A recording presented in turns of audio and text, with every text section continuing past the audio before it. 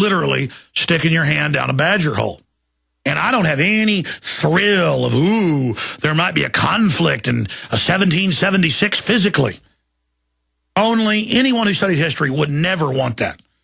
But you can't go to FEMA camps. You can't become a total slave. And it's just escalating more and more into that area. But we've got, whoever fires first loses. So we don't want to go there. Now, a lot of times in history with a tyranny, people wake up and it gets reversed. And it could happen now. Now, these globalists are not as coordinated as they'd like to be. They're outrageously criminal. Fast and Furious came out, proving they staged false flags. A lot of stuff has come out. A false flag's a frame-up, folks. They framed the Second Amendment with Fast and Furious. They framed conservatives and libertarians and the states' rights movement that the system could see was going to win in 95 with Oklahoma City. They framed the Middle East with 9/11. Do you understand that? And they framed our liberties with it. All right, let's go back to the newscast where he really starts getting wild with how, the people want the military and we're in a war and all this. Here it is. But we cannot allow certain individuals to carry guns and to go out and to shoot people on a daily basis in this city. So I've asked for the National Guard to come in and create order to assist the NOPD with support and also with patrols and help them to take this city back, because we are at war. And when you're at war, you have to bring in soldiers. When you use a word like war... Stop there. See, it's a war on illiteracy. Illiteracy gets worse. It's a war on mental illness. Mental illness off the charts. The drugs make you sick on record on their own inserts. A war on terror. The government runs the terrorists. The criminals do. You understand? Anything they're warring against. The war on alcohol was because the elites wanted to get rid of all the legal distilleries and run bootleg operations and make thousands of times profit, which they did. That's all mainline history. They launch a war on cocaine in Latin America to shut down their competition and boost prices. They launch a war, on domestic extremists. That means real Americans. We're at war. We're at war. The child was shot. The army's got to be on the streets permanently with the police. And we know it was all a federal beta test. They've always planned this with New Orleans. And now Chicago, Illinois is calling for it. I mean, this stuff is happening. This is a plan, a long-term plan. And now the Congress has passed a law saying they can do it. This is what I'm going to do. When we start the next segment, I'm going to give the toll-free number out, specifically on the fact that government, with the NDAA, has said it's illegal for the military to secretly kill, arrest, torture, disappear citizens. I mean, that's beyond North Korea on paper. Now you've got state reps all over the country, in Illinois, in Louisiana, other places, saying, we want the army on the streets. We're at war with the citizens. We want checkpoints. We want army patrols. When they say there's a war on drugs, a war on this, a war on that, it means we're suspending the Constitution. It means in this area, we're under martial law. What did Ron Paul say last Tuesday here? He said, the NDAA establishes martial law in America. That's the title of the video. Get it out to people. It's only got 300,000 views. It should have 300 million views. Only you can do that. Let's get it up to 1 million by tomorrow. Get that video off YouTube. It's in the latest articles we wrote today about Louisiana, and get it out to people. If you just joined us, Louisiana state official calls for troops on the streets, National Guard engaged in door-to-door gun confiscations during Hurricane Katrina. Kurt Nemo's article, Martial Law Attempted in Louisiana Echoes Ron Paul's Warning. Get the articles off Infowars.com and get them out to everybody. Remember, you had gun confiscation there before. They're running military checkpoints around the country. There's no more denial about this. And now he's saying we're at war with the people. He says the people who have the guns. And they had gun confiscation in New Orleans. Notice it's always places where they're restricting guns. New Orleans, Chicago, New York. It's always where people are on a bunch of welfare. It's this government-kept class of people on government welfare plantations where you see the highest crime rates. And then they say, we got to get rid of all your rights nationwide because of what we, the government, have created. Let's go back to the clip. Here he is. We're at war in America. We want to use the military against the American people. And they're going to set the precedent in the poor areas, as I've told you for over a decade. They're not just going to announce, military's coming because you're the enemy. It's all going to be sold in a psyop. But remember, we told you a long time ago, this has been a long-term plan. As they implode things economically through derivatives, and they announced the Bank of the World, this would begin. Told you. Here it is. Resilient, and they're rebuilding, and they have a real great passion for our city. But we cannot allow certain individuals to carry guns and to go out and to shoot people on a daily basis in this city. So I've asked for the National Guard to come in and create order to assist the NOPD with support and also with patrols and help them to take this city back, because we are at war, and when you're at war, you have to bring in soldiers. When you use a word like war, I mean, it's quite the word to use. Keep My me question safe. is, how has the crime in your city spiraled so out of control? How has that happened? Do you have numbers, statistics It's called the Depression, lady. It's going to get a lot worse. Yes. Yes. We are at urban warfare right now. You have people who have drug crimes, drug warrants, who are out on, warrants that they should be in jail. Yeah, who ships that in? People who are proliferating the streets with firearms. Oh, like the Attorney General? And the problem is just permeating throughout our society. So what we have to do is we have to get in there with social services. You know, this is a short-term effect on the long-term. Back it back up to the part where he says, we're in urban warfare, and you've sure been doing a lot of urban warfare training for the American people. And by the way, they didn't even go into the crime-ridden areas during Katrina to, quote, clean out the criminals looting. The police and others got involved in it. They went to the giant houses with white columns, some of the most famous architecture in America, not just the South. I got an architecture book on it, and I recognize the houses.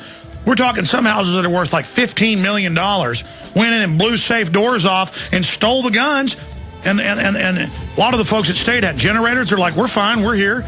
They're like, get down, we're putting you in handcuffs, taking your firearms. You don't like it? Stand him up. Literally. Yeah, knock your teeth out, buddy. We're the military. Big Red One. America's ours. Ha! We're taking your guns, taking your guns, taking your guns. Well, it's a disgusting time. But at the same time, it's a wonderful time to be alive. It was the best of times, the worst of times. A great literary mind once opined. Ron Paul, CNN, admits has a 52% chance of winning Iowa versus Mitt Romney at 20-something%. We're going to play that clip coming up. In other polls, he's as high as 35 to 27% of the vote in the 8-way race there in Iowa, or now seven-way race. So extremely powerful information. And the system is pulling out all the stops to demonize Ron Paul. In fact, I saw one headline, was it CBS News? He went on a guy's show that said the government puts things in the food to make you gay, Alex Jones.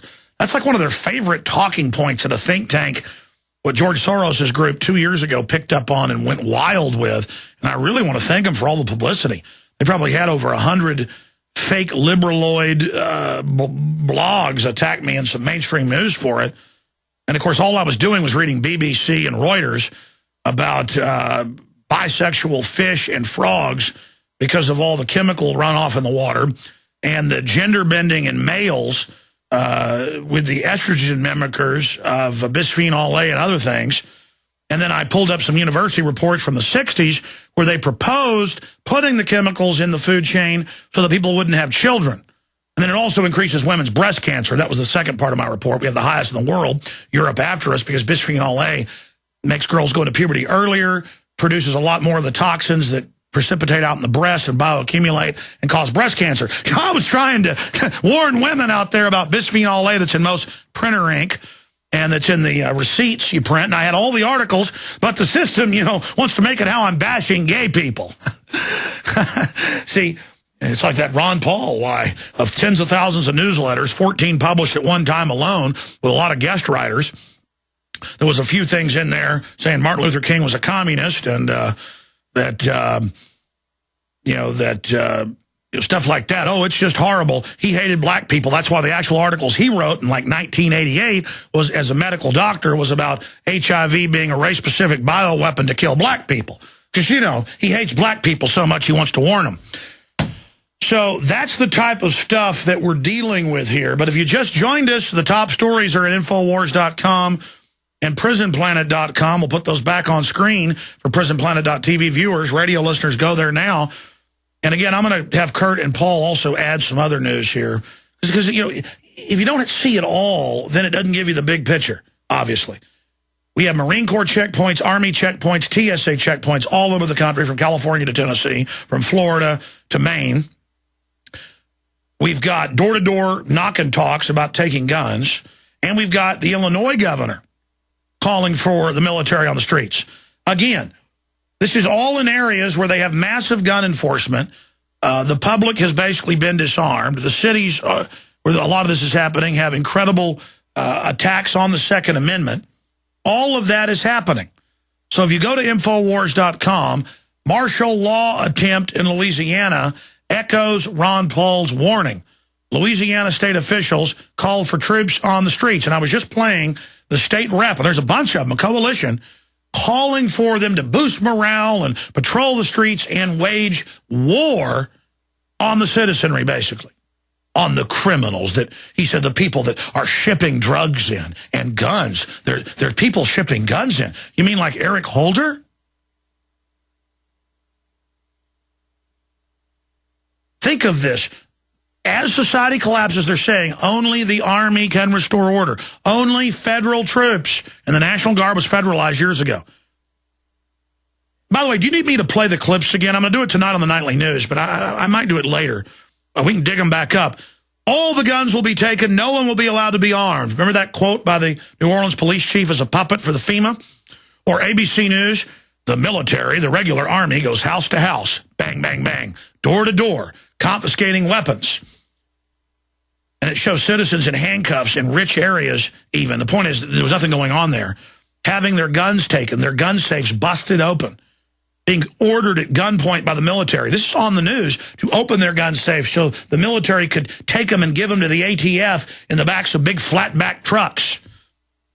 And in other areas of the state, they would pull up at small towns and come up, knock on the door and say, give us your guns. People are like, what? And they would do it because it's so shocking. What? We're fine. We're sure it was flooded, but we got food. We're, you know, country boy can't survive. Give us the guns. And the NRA made a documentary about it. They will come during any emergency and take your guns and set that precedent and say, because we're in a war against crime. Let's go ahead and go to the rest of the clip. Here it is. Number statistics to justify this level of emergency. Yes. Yes. We are at urban warfare right now. You have people who have drug crimes, drug warrants, who are out on, warrants that they should be in jail. You have people who are proliferating the streets with firearms.